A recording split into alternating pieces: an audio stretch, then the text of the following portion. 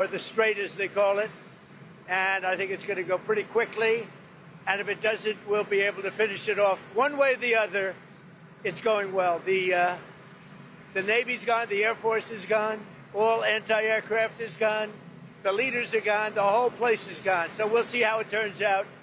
So it's JD, it's Steve, and Jared. You have a good team, and they meet tomorrow. We'll see how it all works out. You're not going to let them toll the strait, are you? I mean, it's international. No, we're not going to let that. It's international water. If they're doing that, nobody knows if they're doing that. But if they're doing that, we're not going to let that happen. What would a good deal look like for you? No nuclear weapon, number one. You know, I think it's already been regime change, but we never had that as a criteria. No nuclear weapon. That's 99% of it. Strait of Hormuz as well? Yeah, but that'll open up automatically. The answer is yes, but the Strait will open up. If we just left, the Strait's going to, otherwise they make no money. So the Strait's going to open, but what we have is no nuclear weapon, but we'll open the Strait anyway. Don't forget, we don't use the Strait. Other countries use the Strait. So we do have other countries coming up, and they'll help out, but we don't use it. It won't be easy. It won't be, I would say this, we will have that open fairly soon. What's your backup plan? Excuse? What's your backup plan if there's no field opens? You don't need a backup plan. We have, the military is defeated. Their military is gone. They have, we've degraded just about everything. They have very few missiles. They have very little manufacturing capability. We've hit them hard. Our military is amazing, the job they've done. Sorry, sir, is this a one-and-done talk, or are you open to more talks after this, depending on I don't know. I can't tell you. I have to see what happens tomorrow.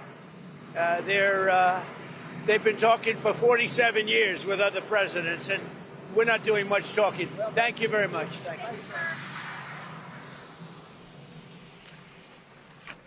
So we're listening there to the U.S. president saying the Navy's gone, the whole place is gone. And then he outlined in an answer to a reporter's question of what will constitute a good deal, and he said no nuclear weapons. That's 99% of it. About the Straits of Hormuz, he said it'll open up automatically and that will happen very soon. Asked if he has a backup plan, he said you don't need a backup plan. Well, let's bring in our guest to discuss this. We have joining us from the Iranian capital, Zohreh Kharazmi. She's an associate professor at the Faculty of World Studies at the University of Tehran. And Henry Encher, he's a former U.S. ambassador and Deputy Assistant Secretary of State. He's in San Diego. If I could start with Deputy Assistant Secretary, former Deputy Assistant Secretary Henry.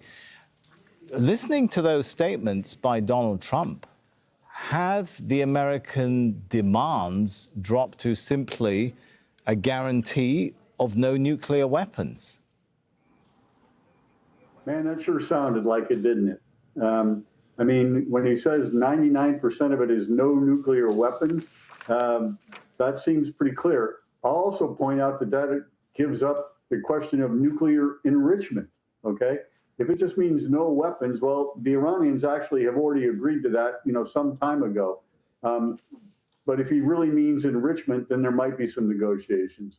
When it comes to the Strait of Hormuz, yeah, the president is now back to the idea of if we are not in conflict anymore, that the Strait of Hormuz will take care of itself for commercial reasons. So he really has boiled it down to end the conflict and no nuclear weapons. That's what I heard. That can always change.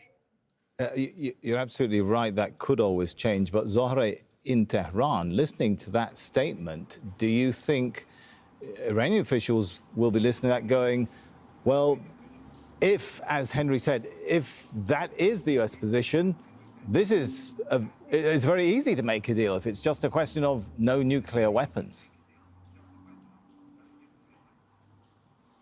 Actually, if you refer back to the American intelligence community's report, actually that was published 1 year ago, they well knew that there was no nuclear weapons in Iran and there was no program to develop it. And also they confirmed that Iranian leaders have got no decisions to develop such a program. So I think that talking about no nuclear weapons is just giving actually a false flag by Trump, and this is not the case that Trump is looking for here. And talking about Hormuz, of course, Americans are dying to make it open, but Iran is really firm to establish a new security paradigm in Hormuz and was very much successful to do so. So I think that Trump is trying to talk down the prices of energy with these sorts of words, but he is a serial liar. And everybody knows that he couldn't do so,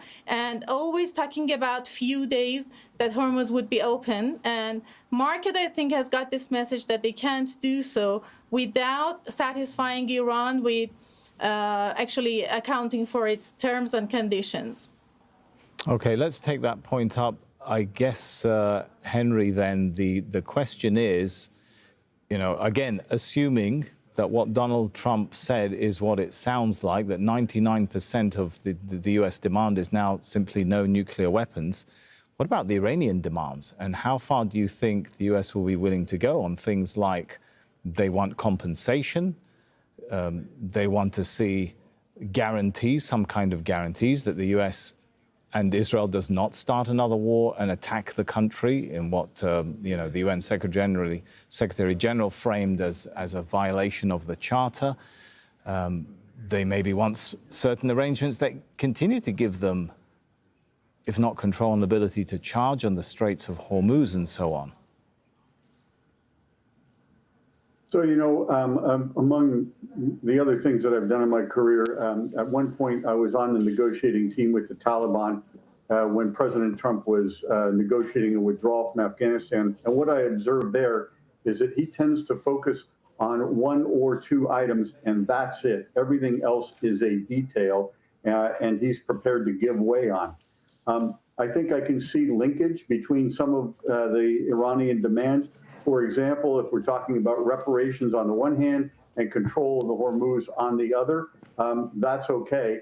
I mean, I've heard the professor say a new security paradigm. What I hear is a toll booth, which will enable the Iranians to charge international shippers a fee for passing through what is now an international waterway. So that would be a real plus for Iran and a real negative for the international community. A guarantee, sure, why not? You know, people, governments say things all the time, and there is no such thing as a guarantee until the circumstances arrive. When it comes to sanctions relief, release of assets, I think all of that strikes me as completely possible. The United States has done that before, and I'll point out that even this president, in the middle of the war, gave Iran back $14 billion worth of oil. Quite remarkable. Oh, and by the way, when it comes to the negotiations, the United States has already agreed to work from Iran's agenda. This is contrary to all diplomatic practice. Henry, wouldn't that be seen, very briefly, wouldn't that be seen as domestically in the US as a huge defeat or at least setback for the US position? Remember, they went into talks in Oman before the war, demanding a whole bunch of other things, stopping enrichment, shutting down the missile programs, cutting their ties with their allies. And now the position is just simply give us what you've already said you're willing to do, and we'll call it quits. Yeah, pretty remarkable, isn't it? Look, I hate to say this, given my former profession, but you know what? The American public does not care about foreign policy. It cares about the domestic economy and prices, and it cares if Americans are being killed. If neither of those two things are happening, it doesn't care. Zoreh, there is this issue about Lebanon. Reading the statement from the Lebanese presidency, it talks about them getting into announcing a ceasefire on Tuesday.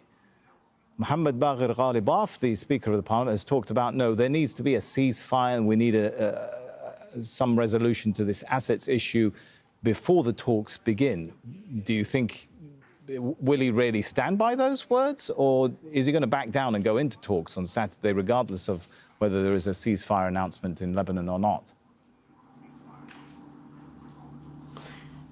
Lebanese government has indicated that it's not really capable to defend the country, and actually they should really appreciate Hezbollah for sacrificing life and the devotion to their national Sorry, Zora, security but they also and said they don't want territorial Iran. They don't want integration, but anybody else unfortunately speaking not. on their behalf, right? But Yeah. coming back So to my I think that- question, so, will yeah, Baghdad yeah, so- Ghalibaf back down, or will he say, I'm not going into talks on Saturday unless these two issues are addressed?